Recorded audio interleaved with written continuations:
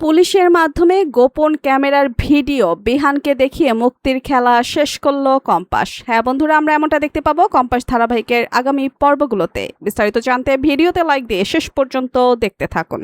Compass মারা গিয়েছে, গভীর ষড়যন্ত্র করে কম্পাসকে মেরে ফেলেছে এটা ভেবে তো মূর্তিরা ভীষণ খুশি, কিন্তু কম্পাস যে বেঁচে আছে আর আসল খেলাটা এবার কম্পাস খেলবে সেটা থেকে অজানা মুক্তি মোনালিসার সকলেই। কম্পাস তো বেঁচে ফিরে আবারও বিহানের কাছেই ফিরল। বিহানের কাছে এসে সবসময় বিহানের কাছাকাছি আছে।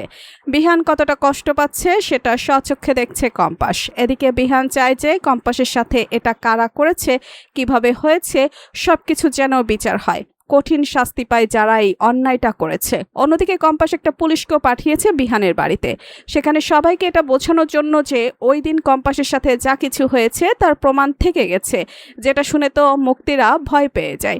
আর এই ভয়টা পেয়ে মুক্তি বলে, এখন আমি কি করব কিছুই বুঝতে পারছি না। অন্যদিকে কম্পাসটাই সবটা দেখে বোঝে যে মুক্তি এবার নিজের মুখে সবটা স্বীকার করবে। আর এটা বুঝতে পেরেই মুক্তি নিজের ঘরে যাওয়ার আগে কম্পাস তার ঘরে গোপন ক্যামেরা সেট করে দেয়। তারপরে মুক্তি যখনই নিজের মুখে সবটা স্বীকার করে সেটা রেকর্ড হয়ে যায়।